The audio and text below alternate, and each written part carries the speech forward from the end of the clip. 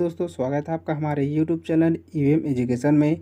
दोस्तों ये हमारा बायोलॉजी का तीसरा दिन है। दोस्तों हम लोगों ने तीन तीन दिन का शेड्यूल डिसाइड किया हुआ है, जिसमें आपको पहले 3 दिन में बायोलॉजी का क्वेश्चन, दूसरे 3 दिन में आपको फिजिक्स का क्वेश्चन और तीसरे 3 दिन में आपको केमिस्ट्री का क्वेश्चन हमारे इस चैनल के माध्यम से निःशुल्क आप लोगों को कराया जाएगा। दोस्तों अगर आप लोग चैनल पे नए हैं तो चैनल को सब्सक्राइब कर लीजिए और बेल आइकन को भी प्रेस कर लीजिए, ताकि हम जब भी वीडियो अपलोड करें नोटिफिकेशन सबसे पहले आपको मिले। दोस्तों आज हम लोग पढ़ेंगे आनुवांशिकी, जिसे हम लोग क्या बोलते हैं, जेनेटिक्स। चलिए दोस्तों हम लोग बिना कोई देरी किए पहले क्वेश्चन से हम लोग स्टार्ट करते हैं। हमारा पहला क्वेश्चन है,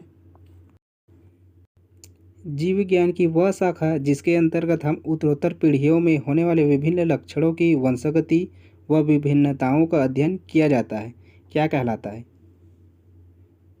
हमारा सही आंसर हो जाएगा ऑप्शन नंबर डी, आनुवांशिकी। जीव विज्ञान की वह शाखा जिसके अंतर्गत हम उत्तरोत्तर पीढ़ियों में होने वाले विभिन्न लक्षणों की वंशागति व विभिन्नताओं का अध्ययन करते हैं, वह आनुवांशिकी कहलाता है। दोस्तों और जो भी दिया हुआ है उसके बारे में भी जान लेते हैं, ठीक है। ये आपका है साइटोलॉजी। साइटोलॉजी से किसका अध्ययन किया जाता है? कोशिका का। याद रखना, साइटोलॉजी से किसका अध्ययन किया जाता है? कोशिका विज्ञान का अध्ययन किया जाता है। इसी प्रकार आपका जो दिया हुआ है मायोलॉजी, मायोलॉजी से किसका अध्ययन किया जाता है? मांसपेशियों का। मांसपेशियों का अध्ययन किया जाता है। और हिस्टोलॉजी से आपका ऊतक विज्ञान जो होता है उसका अध्ययन किया जाता है। चलिए दोस्तों अब हम लोग देखते हैं नेक्स्ट क्वेश्चन। क्वेश्चन हमारा, आनुवांशिकी का जनक या फादर ऑफ जेनेटिक्स किसे कहा जाता है? हमारा सही आंसर हो जाएगा option number C, Gregor John Mendel. आनुवांशिकी का जनक या father of genetics Gregor John Mendel को कहा जाता है। इसी प्रकार आपका और ऑप्शन दिया हुआ है, उसको भी देख लेते हैं। Robert Hooke. रॉबर्ट हुक ने 1665 में कोशिका का खोज किया था। किसका खोज किया था? 1665 में रॉबर्ट हुक ने कोशिका का खोज किया था। रॉबर्ट ब्राउन, इसने किसकी खोज की थी? केंद्रक की। केंद्रक की खोज की थी रॉबर्ट ब्राउन ने। सी फंग, इसने किसका खोज किया था? विटामिन का।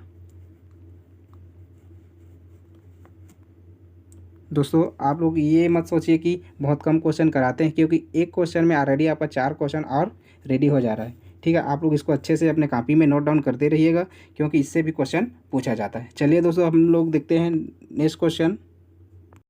क्वेश्चन हमारा, मेंडल ने अपने प्रयोग किस पादप पर किए थे? हमारा सही आंसर हो जाएगा ऑप्शन नंबर ए, मटर। मेंडल ने अपने प्रयोग मटर पादप पर किए थे। अगर आपसे पूछ दिया जाए मटर का वैज्ञानिक नाम क्या होता है? मटर का वैज्ञानिक नाम होता है आपका पैसम सटाइवम। इसी प्रकार मक्का का जो वैज्ञानिक नाम होता है जी मायस। चावल का वैज्ञानिक नाम होता है आपका ओरियाजा सटिवा। और गेहूं का वैज्ञानिक नाम आपका होता है ट्रिटिकम एस्टिवम, ठीक है। ट्रिटिकम एस्टिवम ये गेहूं का वैज्ञानिक नाम होता है। चलिए दोस्तों हम लोग देखते हैं नेक्स्ट क्वेश्चन। क्वेश्चन हमारा, मेंडल के आनुवांशिकता का सिद्धांत किस पर आधारित है?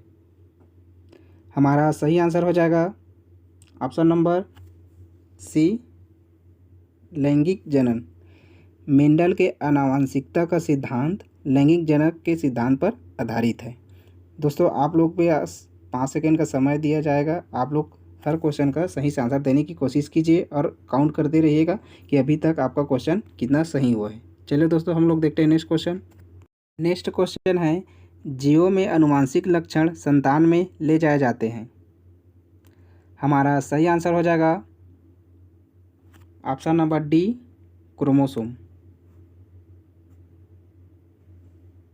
जीवों में आनुवांशिक लक्षण संतान में क्रोमोसोम द्वारा ले जाए जाते हैं। क्रोमोसोम इसको क्या बोलते हैं? क्रोमोसोम को हिंदी में हम लोग गुणसूत्र बोलते हैं। क्या बोलते हैं? गुणसूत्र, ठीक है।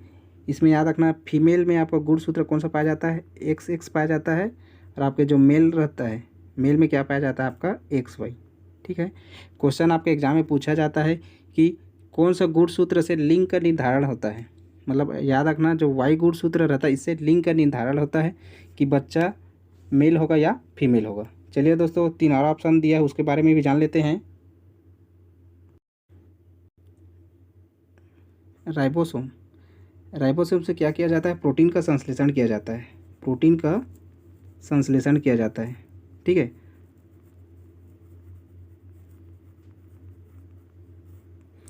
प्लाज्मा, प्लाज्मा क्या होता है? प्लाज्मा आपका एक चमकीला पीला पदार्थ होता है जो रक्त से अलग होता है। इसी प्रकार आपका लाइसोसोम, लाइसोसोम को क्या बोलते हैं? कोशिका की आत्महत्या की थैली। क्या बोलते हैं इसे? कोशिका की आत्महत्या की थैली। ठीक है, आत्महत्या की थैली कहा जाता है, इसको याद रखिएगा।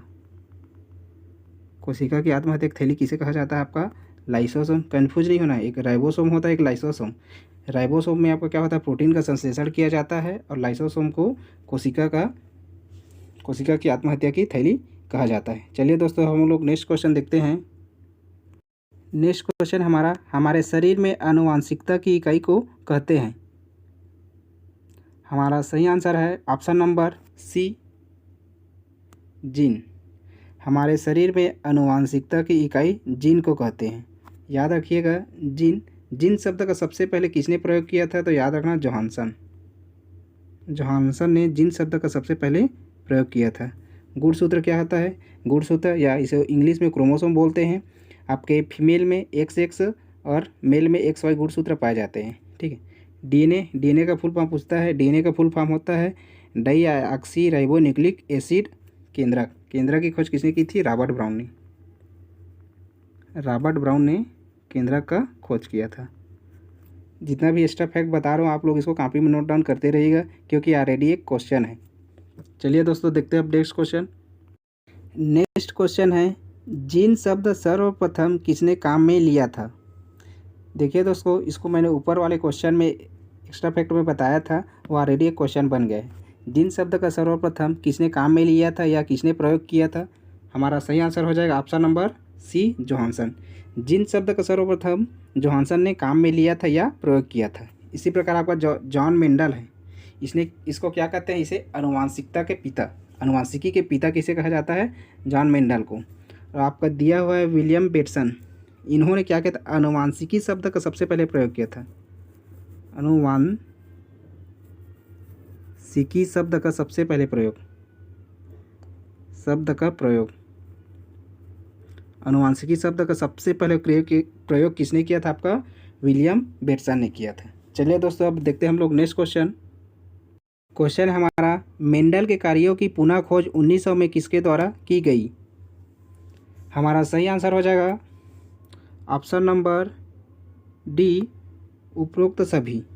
मेंडल के कार्यों का पुनः खोज 1900 में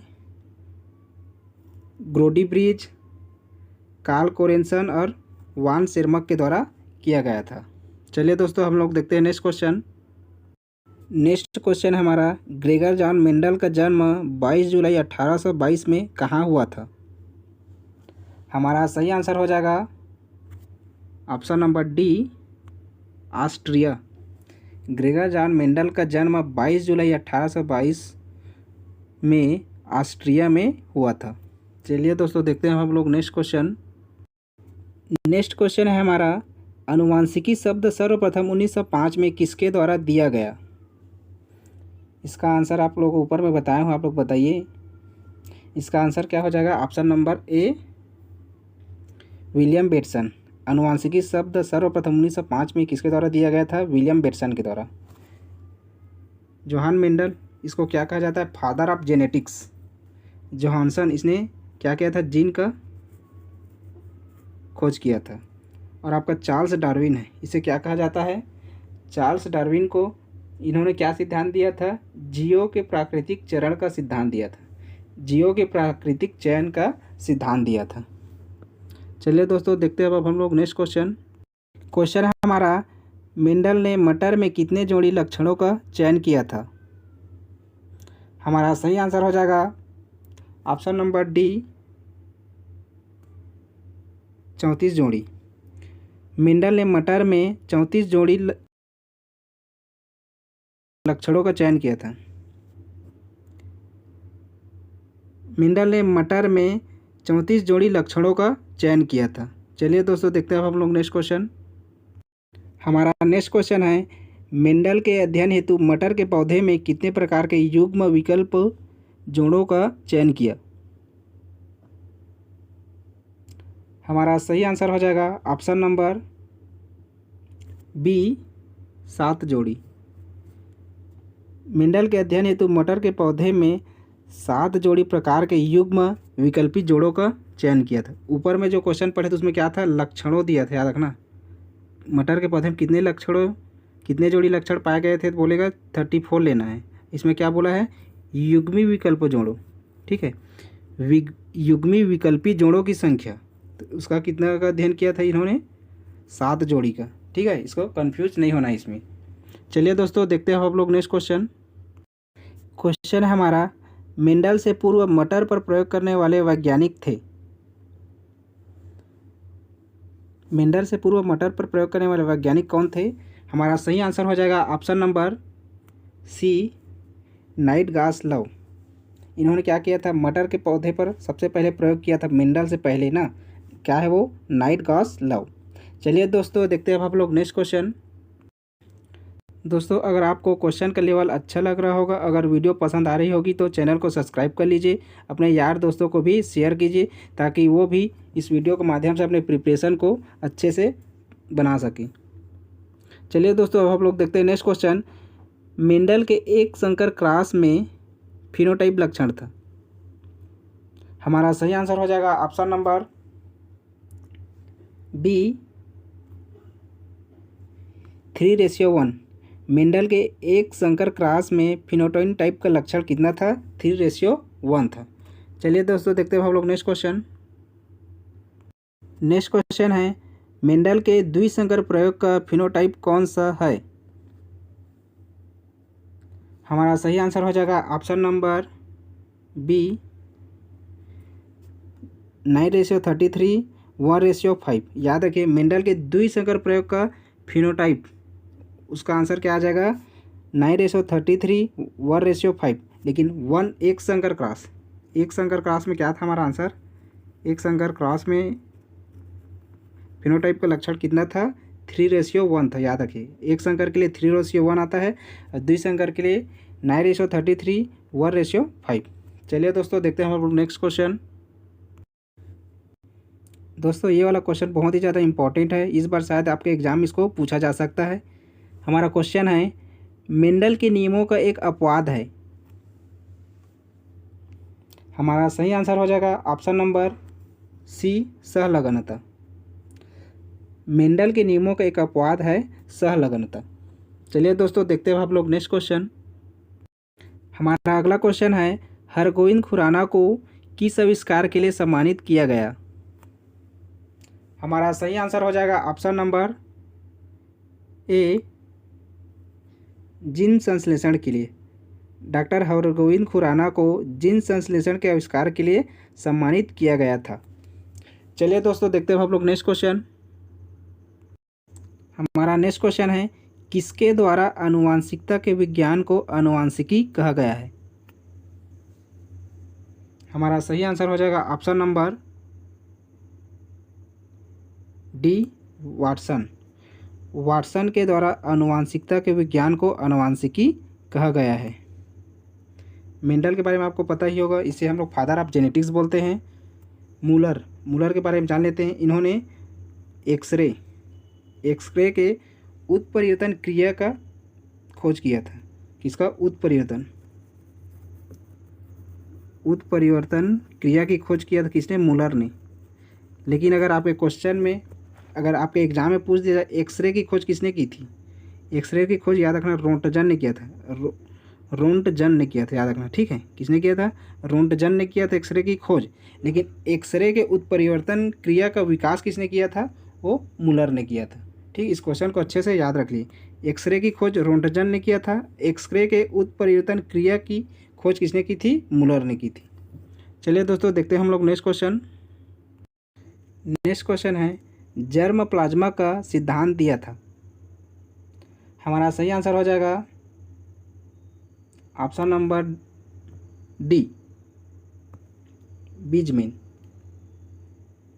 जर्म प्लाज्मा का सिद्धांत बीजमैन ने दिया था। चार्ल्स डार्विन के बारे में जान लेते हैं। इसे मानव विकास का या उद्भिद विकास का जनक कहा जाता है। मानव विकास का जनक, मानव विकास या उद विकास का जनक किसे कहा जाता है? आपके डार्विन को। ठीक है। ल्यूवेनहॉक, इन्होंने किसकी खोज की थी? जीवाणु की। याद रखिएगा, जीवाणु की खोज किसने की थी? ल्यूवेनहॉक ने किया था। वाटसन, इन्होंने आनुवांशिकता को अनुवांशिकी कहा गया था। ठीक है। आनुवांशिकता के जो सिद्धांत को अनुवांशिकी किसके द्वारा कहा गया था? वाटसन के द्वारा। चलिए दोस्तों, अब हम लोग देखते हैं नेक्स्ट क्वेश्चन। नेक्स्ट क्वेश्चन है, क्रोमोसोम बने हैं। हमारा सही आंसर हो जाएगा ऑप्शन नंबर बी, न्यूक्लिक अम्लों से। क्रोमोसोम न्यूक्लिक अम्लों से बने होते हैं।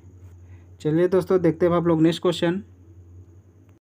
हमारा अगला क्वेश्चन है, उत्परिवर्तनवाद का प्रतिपादन किया। हमारा सही आंसर हो जाएगा ऑप्शन नंबर डी, डीब्रीज ने उत्परिवर्तनवाद का प्रतिपादन किया था। चार्ल्स डार्विन, इसे मानव विकास का या उद विकास का जनक कहा जाता है। लैमार्क, इन्होंने सबसे पहले जीव विज्ञान शब्द का प्रयोग किया था। जीव विज्ञान शब्द का सबसे पहले किसने किया था? आपका लैमार्क ने किया था। डाल्टन, इन्होंने परमाणु का आविष्कार किया था। किसका आविष्कार किया था? परमाणु का खोज या आविष्कार किसने किया था? डाल्टन ने किया था। इसको चलिए दोस्तों, देखते हैं अब आप लोग नेक्स्ट क्वेश्चन। नेक्स्ट क्वेश्चन देखते हैं, जीन एक रेखीय क्रम में पाए जाते हैं। हमारा सही आंसर हो जाएगा ऑप्शन नंबर सी, गुणसूत्रों पर। जीन एक रैखिक क्रम में गुणसूत्रों पर पाए जाते हैं। हमारा नेक्स्ट क्वेश्चन है दोस्तों, आपका ये जेनेटिक्स टॉपिक बहुत ही ज़्यादा इंपॉर्टेंट है। इसमें कम से कम 1 से 2 मार्क्स का इसी वीडियो से क्वेश्चन आने वाला है। इसलिए आप इस वीडियो को अच्छे से देखिए, शुरू से लेकर इन तक इस वीडियो में बने रहिए। चलिए दोस्तों, नेक्स्ट क्वेश्चन देखते हैं, मनुष्य में कुल कितने जोड़ी गुणसूत्र पाए जाते हैं? हमारा सही आंसर हो जाएगा ऑप्शन नंबर बी, 23 जोड़ी। मनुष्य में कुल गुणसूत्र के जोड़ों की संख्या कितनी होती है? मनुष्य में 23 जोड़ी गुणसूत्र पाए जाते हैं। याद रखिए, जो 22 जोड़ी गुणसूत्र रहता है ये आपके मेल और फीमेल में क्या होता है? ये बराबर होता है। 22 जोड़ी गुणसूत्र जो है मेल और फीमेल में बराबर रहता है। जो 23वां जोड़ी है, ठीक है, 23वां जोड़ी से ही लिंग का निर्धारण किया जाता है। ठीक है, कि बच्चा जो है या मेल होगा या फीमेल होगा। चलिए दोस्तों, देखते हैं हम लोग नेक्स्ट क्वेश्चन। क्वेश्चन है हमारा, मानव में ऑटोसोम की कुल संख्या कितनी होती है? हमारा सही आंसर हो जाएगा ऑप्शन नंबर सी, 22 जोड़ी। मानव में ऑटोसोम की कुल संख्या कितनी होती है? 22 जोड़ी। जो ये 22 जोड़ी ऑटोसोम या गुणसूत्र होता है, इसमें मेल और फीमेल ये दोनों क्या होता है? बराबर होता है। इसलिए इसको क्या बोलते हैं हम लोग? ऑटोसोम। ठीक है। जो 23वां जोड़ी रहता है, ये मेल और फीमेल में क्या रहता है? ये डिफरेंट रहता है। ठीक है, मेल और फीमेल में क्या रहता है? डिफरेंट रहता है। मेल में आपका XY रहता है और फीमेल में आपका XX रहता है। ठीक है, इसको हम लोग 23वां जोड़ी जो मेल और फीमेल में असमान लिंग का निर्धारण करता है, इसको हम लोग क्या बोलते हैं? इसको एलोसोम्स बोलते हैं। क्या बोलते थे? एलोसोम्स।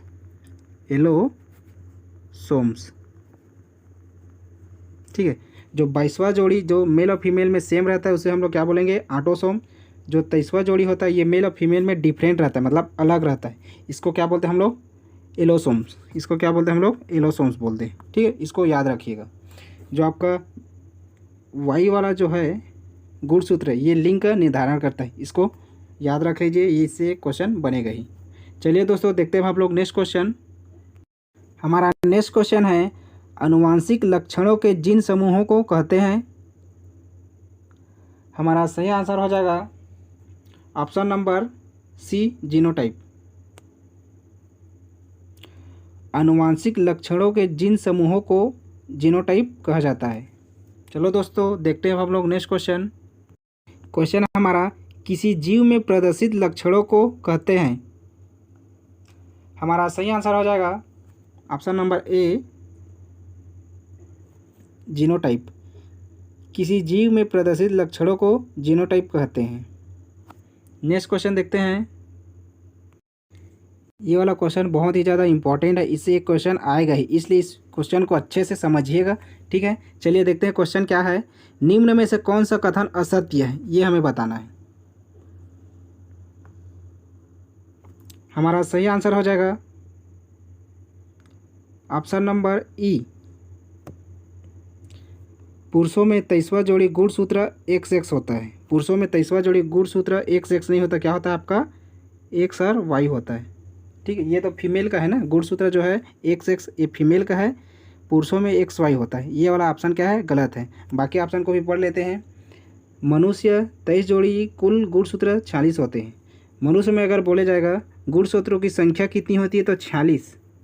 क्या बताना है, गुणसूत्रों की संख्या पूछेगा तो 46, अगर जोड़ी में पूछेगा तो कितना हो जाएगा, ये 23 हो जाएगा। 22वां जोड़ी स्त्री पुरुष में समान होती है, ऊपर वाले क्वेश्चन में बताया था, जिसे हम लोग ऑटोसोम कहते हैं। ये वाला भी ऑप्शन सही है। 23वां जोड़ी गुणसूत्री स्त्री पुरुष में असमान, जिसे एलोसोम्स कहते हैं। जो 23वां जोड़ी रहता है गुणसूत्र, वो पुरुष और स्त्री में क्या रहता है, असमान रहता है, इसको क्या बोलते हैं हम लोग, एलोसोम्स बोलते हैं। ये भी ऑप्शन सही है। 23वां जोड़ी गुणसूत्र को लिंग गुणसूत्र कहते हैं, क्योंकि 23वां जोड़ा गुणसूत्र रहता है, यही लिंग का निर्धारण करता है। ठीक है, हमारा सही आंसर हो जाएगा क्या, पुरुषों में 23वां जोड़ी गुणसूत्र XX नहीं XY होता है। ये वाला ऑप्शन क्या हो जाएगा, हमारा गलत हो जाएगा। चलिए दोस्तों देखते हैं हम लोग नेक्स्ट क्वेश्चन। नेक्स्ट क्वेश्चन है, जंपिंग जीन की अवधारणा बारबरा मैकक्लिंटॉक द्वारा किस पर प्रयोग के दौरान दी गई थी। हमारा सही आंसर हो जाएगा ऑप्शन नंबर सी, मक्का। जंपिंग जीन की अवधारणा बारबरा मैकक्लिंटॉक द्वारा मक्का के प्रयोग पर करने के दौरान इसको दी गई थी। मटर पर किसने प्रयोग किया था, आपका मेंडल ने। किसने किया था, मेंडल ने। ठीक है, किस मटर पर, गार्डन पी, या पी गार्डन बोल सकते हैं, या गार्डन पी, याद रखिएगा, गार्डन पी पर किया था। ठीक है, इसको याद रखिए, ये आपके एग्जाम में पूछा जाता है। चलिए दोस्तों देखते हैं हम लोग नेक्स्ट क्वेश्चन। नेक्स्ट क्वेश्चन है हमारा, निम्न में से कौन सा रोग आनुवांशिक नहीं है। हमारा सही आंसर हो जाएगा option number D, athlete foot. Athlete foot रोग जो है ये आनुवांशिक रोग नहीं है। ठीक है, बाकी आपका जो हीमोफीलिया है, वर्णांधता है, रंजक हिंदा, ये सब क्या है, ये आनुवांशिक रोग होते हैं। लेकिन जो एथलीट फुट होता है ये हमारा आनुवांशिक रोग नहीं होता। एथलीट फुट किसकी वजह से होता है, ये आपका कवक जनित रोग है। क्या है ये, कवक जनित रोग होता है। ठीक है, कवक जनित रोग होता है, कवक जनित रोग होता है क्या, आपका एथलीट फुट। चलिए दोस्तों देखते हैं हम लोग नेक्स्ट क्वेश्चन। नेक्स्ट क्वेश्चन है, कभी कभी उत्परिवर्तन के कारण गुणसूत्रों की संख्या में परिवर्तन हो जाता है। गुणसूत्रों में कमी या अधिकता से होने वाले रोगों को क्या कहते हैं। हमारा सही आंसर हो जाएगा ऑप्शन नंबर ए, सिंड्रोम। गुणसूत्रों की संख्या में परिवर्तन होने पर कभी कभी गुणसूत्रों की संख्या में कमी हो जाती है या अधिकता हो जाती है, इसे क्या बोलते हैं, इस रोग को सिंड्रोम बोलते हैं। आपके जो वायरस जनित रोग, इसके बारे में भी जान लेते हैं। वायरस जनित रोग कौन सा होता है, आपके एड्स, चेचक, ये क्या है आपके वायरस जनित रोग है। बैक्टीरिया जनित रोग होता है आपके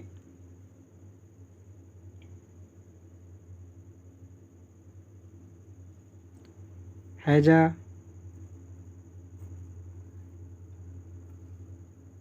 टिटनेस।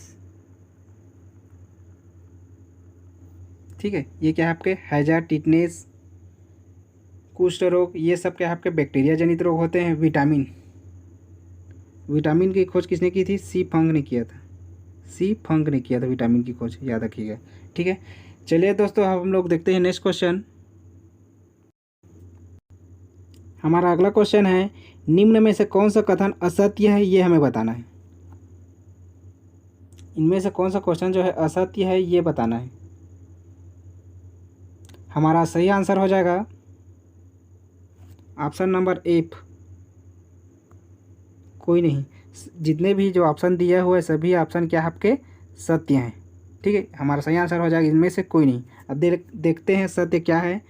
डाउन सिंड्रोम, ठीक, डाउन सिंड्रोम के बारे में जान लेते हैं। 21वें जोड़े में 2 की बजाय 3 गुणसूत्र होते हैं इसमें, ठीक है। जो डाउन सिंड्रोम होता है इसमें 21वें जोड़े में 2 की बजाय इसमें 3 गुणसूत्र होते हैं। टर्नर सिंड्रोम, इसमें क्या है, एक्स क्रोमोसोम की कमी 44 + 1 = 45 गुणसूत्र होते हैं। मतलब इसमें क्या होता है, जो गुणसूत्रों की कमी हो जाती है, ठीक है। गुणसूत्रों की, देखिए कुल जो गुणसूत्रों की संख्या कितनी होती है, 46 होती है, ठीक है। इसमें एक की कमी हो जाती है, उससे क्या बोलते हैं हम लोग, टर्नर सिंड्रोम बोलते हैं, ठीक है। गुणसूत्रों में अगर एक की कमी हो जाती है, मतलब वो 45 गुणसूत्र हो जाता है संख्या, तो उसको क्या बोलेंगे हम लोग, टर्नर सिंड्रोम बोलेंगे। इसको याद रख लीजिएगा। अगर क्लिनफेल्टर सिंड्रोम, ये क्या होता है, 44 + XXY क्रोमोसोम, अगर क्रोमोसोम की संख्या 47 हो जाती है, मतलब क्रोमोसोम की संख्या 47 मतलब एक गुणसूत्र की वृद्धि हो जाती है, तो इसको क्या बोलते हैं हम लोग, क्लिनेफेल्टर सिंड्रोम बोलते हैं। कमी होगा उसको टर्नर सिंड्रोम, और अधिकता होगा उसको क्या बोलते हैं, क्लिनेफेल्टर सिंड्रोम। पटाउ सिंड्रोम क्या होता है, यह क्रोमोसोम की संख्या 13वीं ट्राइसोमो की कारण होता है। ये जो होता है क्या आपका पटाउ सिंड्रोम, ये होता है आपका क्रोमोसोम की संख्या 13वीं ट्राइसोमी के कारण होती है, ठीक है। ये 13वें क्रम का क्रोमोसोम की संख्या के कारण ये होता है आपका पटाउ सिंड्रोम। 13वें जोड़ी क्रोमोसोम XXX होता है, ठीक है। अब आपका एडवर्ड सिंड्रोम है, इसमें क्या होता है, 18वें जोड़े में XX 2 की बजाय 3 गुणसूत्र होते हैं, ठीक। इसको याद करने का मैं ट्रिक बता रहा हूँ, ठीक है। ये समझ में नहीं आ रहा होगा तो अब मैं इसको याद करने का ट्रिक बता रहा हूँ, ठीक है। याद रखिएगा आप लोग, क्या, DAP याद रखिएगा, ठीक है। क्या याद रखना है, DAP। DAP, डी से क्या हो जाएगा आपका डाउन सिंड्रोम, ठीक है। इसमें कौन सा गुणसूत्र में परिवर्तन होगा, इसमें 21वें गुणसूत्र में परिवर्तन होगा। ए से हो जाएगा आपका क्या, डी से हो जाएगा आप डाउन सिंड्रोम, ए से हो जाएगा आपका एडवर्ड सिंड्रोम। इसमें 18वें गुणसूत्र में परिवर्तन होता है, इसको याद रखिएगा, ठीक। उसके बाद पी से क्या हो जाएगा आपका पटाउ सिंड्रोम। इसमें क्या होता है, 13वें गुणसूत्रों में चेंज होता है इसमें, ठीक है। DAP याद रखना है, डी से हो जाएगा डाउन सिंड्रोम, ए से हो जाएगा एडवर्ड सिंड्रोम, पी से हो जाएगा पटाउ सिंड्रोम। डी से हो जाएगा डाउन सिंड्रोम में 21वें गुणसूत्र में चेंजेस होता है।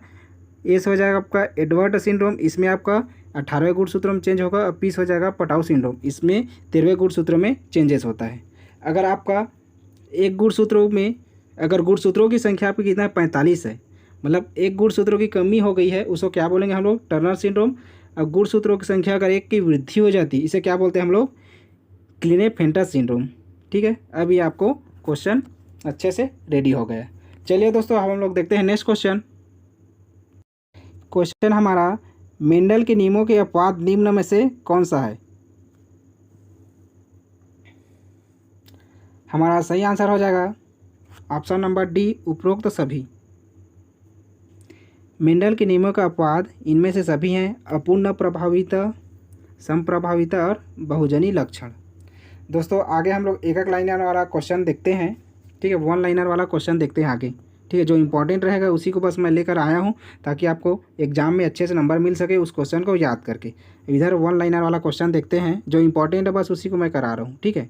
चलिए देखते हैं हम लोग नेक्स्ट क्वेश्चन, 1 लाइनर वाला क्वेश्चन हमारा, DNA संरचना का सही मॉडल 1953 में वाटसन और क्रिक के द्वारा दिया गया था, जिन्हें 1962 में से क्या मिला था, नोबेल पुरस्कार दिया था। याद रखना, वाटसन और एक क्रिक ने क्या किया था, इन्हें DNA का क्या किया था, इन्होंने DNA का डबल हेलिक्स मॉडल दिया था। क्या दिया था, डबल हेलिक्स मॉडल। याद रखिएगा, जो विलियम और क्रिक ने क्या किया था, DNA का डबल हेलिक्स मॉडल दिया था। ये आपके एग्जाम में क्वेश्चन बनता ही है। DNA का डबल हेलिक्स मॉडल किस वैज्ञानिक के द्वारा दिया गया था। हमारा आंसर क्या हो जाएगा आपका, वाटसन व क्रिक के द्वारा। डबल से याद रखना, 2 वैज्ञानिक होगा, वो हमारा आंसर हो जाएगा। ये याद करने का ट्रिक है। चलिए दोस्तों, हम लोग नेक्स्ट क्वेश्चन देखते हैं। एक जीन एक सिद्धांत, एक जीन एक एंजाइम सिद्धांत किसने दिया था। याद रखिएगा, ये बीडल व टाटम ने दिया था। एक जीन एक एंजाइम का सिद्धांत बीडल व टाटम ने दिया था। चलिए दोस्तों, देखते हैं हम लोग नेक्स्ट क्वेश्चन। नेक्स्ट क्वेश्चन है, सट्टन एवं बाबरी ने 1902 में गुणसूत्र द्वारा वंशागति का सिद्धांत दिया था। वंशागति का सिद्धांत का प्रतिपादित किसने किया था? सट्टन व बाबरी ने। ठीक है, नेक्स्ट क्वेश्चन है हमारा, सहलग्नता की खोज किसने किया था? सहलग्नता की खोज 1906 में बेट्सन व पुनेट ने किया था। किसने किया था? बेट्सन व पुनेट ने सहलग्नता की खोज 1906 में किया था। चलिए दोस्तों नेक्स्ट क्वेश्चन देखते हैं। क्वेश्चन है हमारा, जिन गुणसूत्र किस क्रम में लगे होते हैं? याद रखना, जिन गुणसूत्र रेखीय क्रम में लगे होते हैं। क्या होता है? जो जिन गुणसूत्र होता है ये क्या होता है? ये रेखीय क्रम में लगे होते हैं। चलिए दोस्तों देखते हैं नेक्स्ट क्वेश्चन। हमारा नेक्स्ट क्वेश्चन है, गुणसूत्र किससे बने होते हैं? याद रखिएगा, गुणसूत्र किससे बने होते हैं? ये आपके डीएनए और प्रोटीन से बने होते हैं। किससे बने रहते हैं ये गुणसूत्र? जो है डीएनए एवं प्रोटीन से बने होते हैं।